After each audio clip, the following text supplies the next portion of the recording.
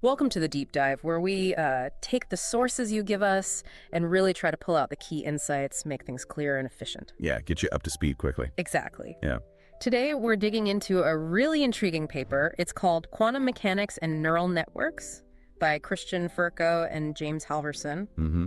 You shared this one, keen to understand these emerging links between quantum mechanics and NNs, seemingly very different fields, right? On the surface, yeah. But there's some deep math connecting them. So for anyone just catching the short version, the absolute core idea, this paper basically shows that any minimal quantum system can actually be represented as a neural network. That's the headline. It leverages some key theorems about random processes, stochastic processes. And this opens up ways to model quantum mechanics using deep learning tools, right? Yeah. And they even show numerical results backing this up, getting back fundamental quantum stuff. Yeah, recovering things like Heisenberg Uncertainty, energy spectra. Yeah. It's pretty compelling. Okay, so our mission today is to really unpack this, break down the research, highlight the takeaways, especially for folks deep in AI research wanting to stay on the cutting edge. Sounds good. This paper definitely sits at an interesting intersection as part of this growing idea. NNFT, Neural Network Field Theory. NNFT. Right. It views neural networks not just as function approximators, but as defining these families of functions with probability distributions over their parameters. So wait, instead of starting with the laws of physics in equations? Exactly. The network architecture plus the parameter distribution is the theory definition in this framework. It's a totally different way to think about fundamental physics. Wow. Okay, so in AI, we build networks, we train them on data to find patterns. This NNFT idea is saying, use that same kind of structure, but to actually define a physical theory, not just model one. That's the provocative idea, yeah. You define it in this sort of mathematical space, Euclidean space, or imaginary time, as physicists often call it. Okay, imaginary time. And the big question, the absolutely crucial one for physics, is when can you take these Euclidean theories and mathematically continue them to our real space-time, Lorentzian space? The space where things actually happen, where quantum field theory lives. Precisely. Can you make that jump? This paper focuses on a simpler case. Quantum mechanics, which is like 1D field theory, just time. Okay. So they ask, when is a random process, a stochastic process, the imaginary time version of a real physical quantum mechanics theory? That's a fundamental question. Huge implications if we can bridge that gap using NNs. So what are the main results? The big takeaways Furco and Halvorson present. Okay, so there are a few key things. First, this universality point we touched on. Yeah. Any minimal quantum mechanical model can be represented by a neural network. They show that equivalence. Right, MQMs or NNQMs. Yeah. Second, they provide mechanisms, ways to ensure these NN models have a property called reflection positivity. Which is tied to unitarity, right? Making sure probabilities add up correctly in real time. Exactly. That's the link to physical reality. Third, they show something really useful for building complexity. Applying a neural network to a process that's already reflection positive keeps it reflection positive. Ah, so you can stack them, like deep learning. Pretty much. It lets you define deep neural network quantum mechanics. And finally, they don't just leave it a theory, they show numerical examples. Actually coding it up and seeing if it works. Right. Recovering things like the Heisenberg Uncertainty principle, energy levels for simple systems, all using these NN representations. Okay, fascinating. Let's dive into that first part. This minimal quantum mechanical model, or MQM, what defines it? What are the ground rules? So they base the definition on two core properties coming from, physical intuition. The first is called mean square path continuity. Okay, what's that mean in simpler terms? Think about a quantum particle's path in imaginary time. This rule basically says its path can't have sudden, infinitely large jumps. It has to be, on average, continuous. No instantaneous teleportation. Right.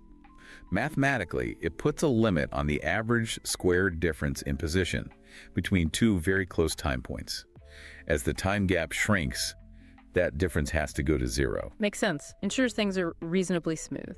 And it connects to the correlation functions being continuous, too. Exactly. It implies the two-point function. How position at one time relates to position at another is also continuous. Okay, that's condition one. What's the second? The second is that the theory needs a finite two-point function overall. They link this to something called a Kellen-Lehman spectral representation. Okay, that sounds technical. It is a bit, but the essence is that correlations in the system should break down into contributions from different energy scales, and those contributions need to be finite. You can't have infinite correlations. Right. The relationship between particle positions at different times shouldn't blow up. Needs to be physically sensible. Exactly. So those two things mean square continuity and a finite two-point function. That's your minimal quantum model, your MQM. Got it. So these define the basic rules for a quantum system in this imaginary time picture. Now, the connection to random processes, stochastic processes, how does that fit? Well, it turns out that an MQM, defined by these two conditions, is actually just a specific type of stochastic process. Which many in ML know from things like, say, diffusion models. Exactly. A stochastic process is just, a collection of random variables evolving over time, defined by their joint probabilities. An MQM is simply a stochastic process that happens to obey those two extra rules we just discussed. So an MQM is a well-behaved random walk in imaginary time. You could think of it that way, yeah. A random process with certain continuity and finiteness properties. Okay. Now, enter the neural networks. How do they represent these processes and therefore the quantum systems? So the paper views a neural network as generating a whole family of possible time evolutions or paths. Let's call a path phi theta of phi, where theta represents all the network's parameters, weights, biases, everything. And crucially, there's a probability distribution over these parameters, p theta. You randomly pick a theta, plug it into the network, and it spits out a specific path, phi theta of t. That's like one possible history for your quantum particle in imaginary time. And the network's architecture, like layers and activations, shapes the kind of paths you get. Exactly. The architecture determines the general character of the paths. So the network plus the parameter distribution inherently defines a stochastic process. Because, you can figure out the probability of the network outputting certain values at certain times. I see. A neural net with random parameters naturally generates a random process. But how do we know it can generate any MQM? That universality claim sounds really strong. Right, that's where a key mathematical tool comes in. The Kosambi-Karhunen-Loew theorem, or KKL theorem. KKL. Okay, probably less known in standard ML circles. Maybe, but it's super relevant here. It's a fundamental result about stochastic processes. It says basically that any process that's square integrable over some time interval has a continuous two-point function and has zero mean. Zero mean, like its average value is zero. Yeah, they show that's easy to arrange. You just subtract the average path.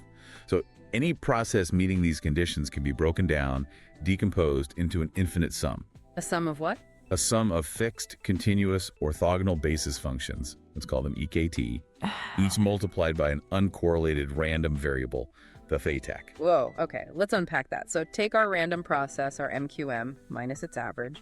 KKL says any specific path is just a weighted sum of standard building block functions, the EECs. Exactly, and the weights, the three tacks, are random and statistically independent from each other. Okay, and how is that like a neural network? Well, look at the structure. You have these basis functions, EKT, which are like the fixed structure, the architecture, and they're being combined with random inputs, the tacks, to produce the final output path as a function of time. It maps directly onto a kind of neural network structure. Ah, I see. The basis functions are like features or activations derived from the time input, and the random thetas are like weights drawn from a distribution. Precisely. And since our MQMs meet the conditions for the KKL theorem once we handle the mean, it means every MQM can be written in this KKL form. Which looks like a neural network. So MQMs are equivalent to NNQMs. That's the conclusion. The space of minimal quantum theories and the space of these neural network representations are essentially the same. That is a really profound link. The randomness in quantum mechanics, in this view, is mirrored by the randomness in the neural network's parameters. Okay, but the big question for physics, does this imaginary time picture connect to a real, physical, evolving quantum theory? That's where reflection positivity comes in, right? Exactly that.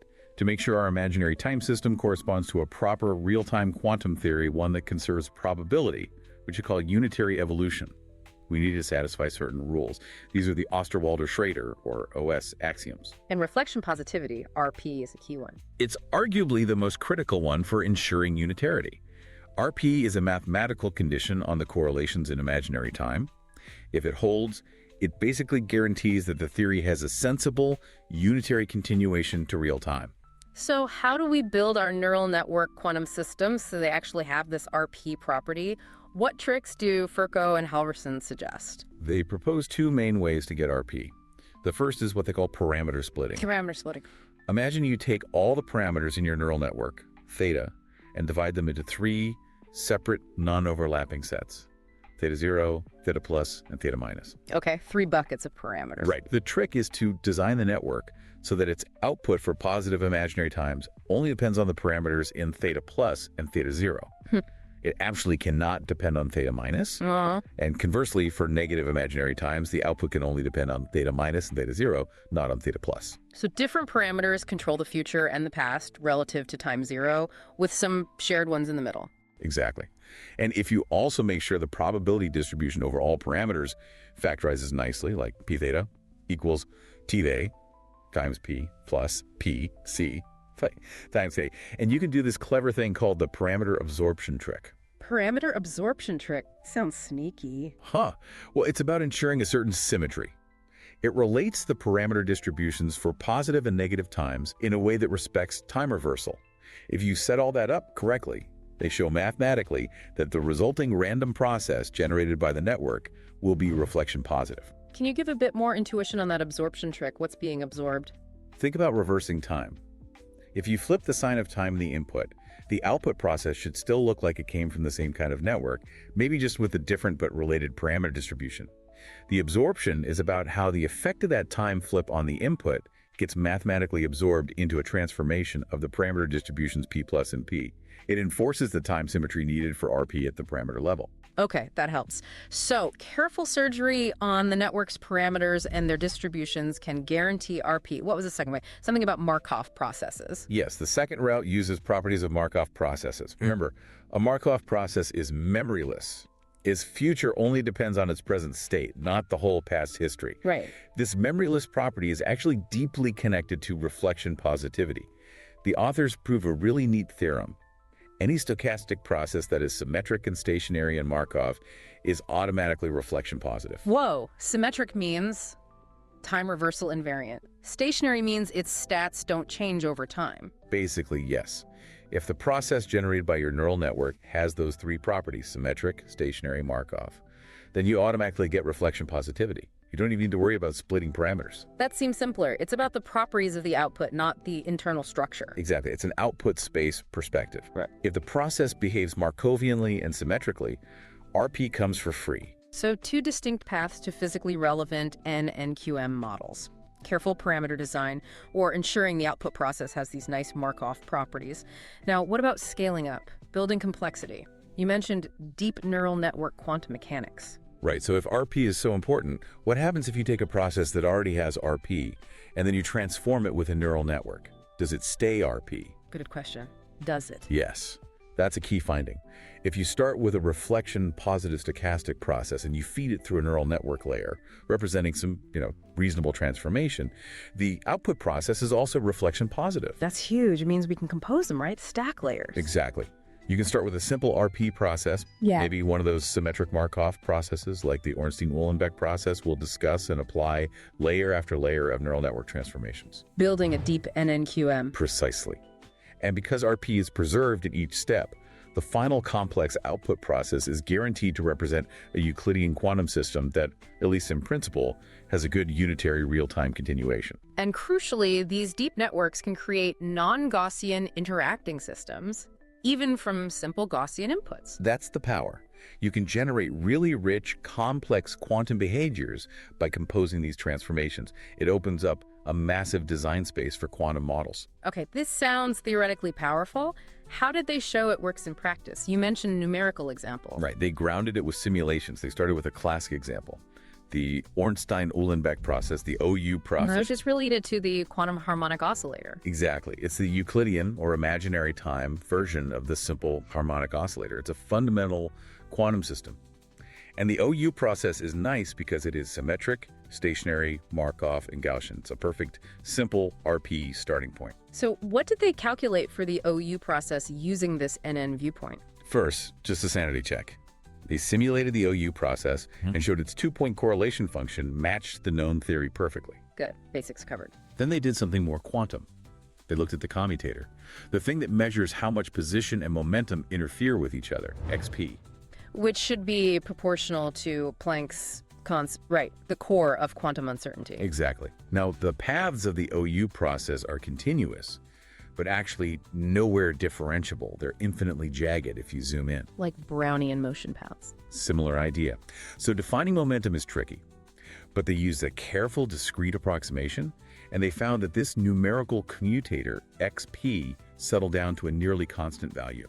It didn't just blow up or go to zero? No, it stayed finite and constant, and its values scaled directly with the noise strength in the OU process, which plays the role of the zone here. It really captured that quantum non-commutativity. Wow. So the jaggedness, the non-differentiability, is actually key to getting the quantum result. It seems to be. It mirrors how Feynman's path integral works, where non-differential paths are crucial. They also numerically checked the Heisenberg uncertainty relation for the OU process and found it held, as expected. That's amazing. It's not just abstract math. The framework recovers these foundational quantum results from simulating a random process. And they went even further. They showed how to extract the energy spectrum, the allowed energy levels, and the wave functions, eigenfunctions, directly from the OU process data. How? That sounds like a leap. They used the Fokker-Planck operator, which describes how the probability distribution of the OU process evolves. Through a mathematical transformation, a similarity transformation, they related this operator to an effective Schrödinger-like Hamiltonian. The energy operator in quantum mechanics. Right, by numerically finding the eigenvalues and eigenvectors of this effective Hamiltonian derived from the stochastic process, they could compute the energy spectrum and eigenfunctions. And did they match the known harmonic oscillator results? They reported good agreement, yeah, recovering the evenly spaced energy levels and the familiar shapes of the harmonic oscillator wave functions. Okay, so the framework works beautifully for this fundamental O-harmonic oscillator case. What happened when they built the more complex deep NNQM models? Right, so they constructed one by feeding multiple independent OU processes into a neural network with a TON activation function. This introduces nonlinearity, mixes the inputs, potentially creates interactions. Making something genuinely new and more complex. Exactly. They simulated this deep NNQM and looked at its properties. The two-point function still decayed over time, suggesting the system settles down, which is good. By fitting that decay, they could estimate the energy gap to the first excited state. Interesting. What about the quantum signatures? Commutator, uncertainty. They checked those too. The numerical commutator xp for the deep NNQM also seemed to approach a constant value, suggesting a well-defined effective in for this more complex system, though its value depended on the network details. So quantum-like behavior persists even after the nonlinear transformation. It seems so. And the Heisenberg uncertainty relation also held numerically for the deep NNQM, though they noted it wasn't always saturated, meaning it wasn't always a minimum uncertainty state, which is fine for general quantum systems. So these deep networks, built on simple OU inputs, genuinely behave like more complex quantum systems. That's the takeaway. And when they looked at the energy spectrum of this deep NNQM, it got really interesting. How so? At low energies, the levels were roughly evenly spaced, similar to the harmonic oscillator input. But at higher energies, the spacing changed. The spectrum started to level off. Deviating from the simple harmonic pattern. That's what you'd expect from a more complex interacting system. Exactly. It showed the neural network transformation was genuinely changing the physics, creating something non-trivial. Interestingly, the shapes of the low-energy eigenfunctions still looked qualitatively similar to the harmonic oscillator ones. So maybe the network primarily warped the energy landscape. That's what it suggests, at least for the architecture they tested. The transformation was impacting the energy levels more dramatically than the basic structure of the states at low energy. The paper also mentioned something about non-analytic paths being important. What was that about? Yeah, they pointed out that achieving reflection positivity using their parameter splitting method seems to inherently require these nowhere analytic, non-differentiable paths. The jagged paths again. Right. It might seem like a weird mathematical quirk if you're used to smooth functions in ML, but they argue it's actually perfectly aligned with physics, specifically Feynman's path integral.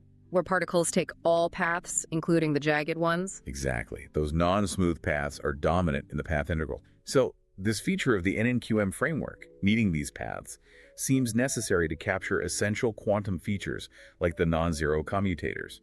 It's not a bug, it's a feature. This has been a fascinating deep dive, a really powerful potential bridge between quantum physics and machine learning. For our audience, let's try to crystallize the absolute key insights. What should they really take away from this? Okay, the big picture.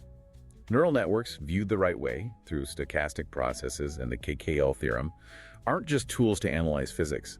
They might have the inherent capacity to represent fundamental quantum systems in imaginary time. A new language for quantum mechanics, almost. Potentially, yeah. Yeah.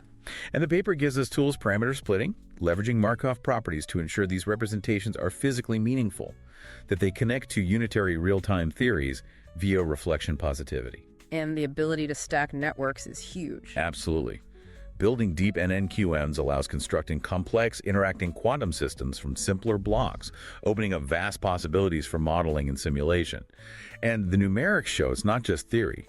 It works, recovering known quantum results and showing non-trivial behavior in complex cases. So, thinking ahead, this is where it gets really exciting, right? The paper itself points to some big open questions in future directions. What stands out? Well, one massive challenge is, can we do Hamiltonian engineering? Can we design specific NN architectures and parameter distributions to deliberately create quantum systems with desired properties, with specific Hamiltonians? Like programming quantum reality with neural nets. That's the dream, maybe. Another huge one is their conjecture. Can every reflection positive process be represented as a deep NNQM built on symmetric Markov inputs? Wow.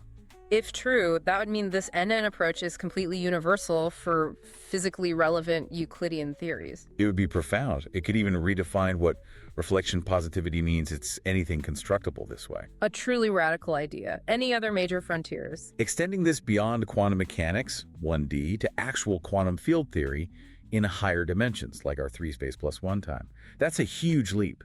Fields are much trickier than particle paths. They're like distributions. So you need NNs that can learn and represent fields, not just paths. Exactly. Developing neural nets for generalized functions or distributions. If someone cracks that within this RP framework, it could revolutionize how we calculate things in QFT, maybe tackling problems we can't solve now. Okay, so let's leave our listeners with a final provocative thought to chew on. Consider this. Could the deep, layered compositional structure we find so powerful in deep learning actually mirror something fundamental about how reality itself is structured at the quantum level? Is there an inherent connection between the math of quantum physics and the math of complex information processing systems like NNs? This paper certainly hints that the languages we use for these two domains might be converging in unexpected ways. It suggests a potentially much deeper unity than we currently appreciate. This deep dive has really only just scratched the surface. We absolutely encourage everyone interested to read the paper, explore the references. What new quantum models could you build with these tools? The possibilities seem wide open. It's a very exciting time at this intersection. Indeed. Thanks for joining us on the Deep Dive.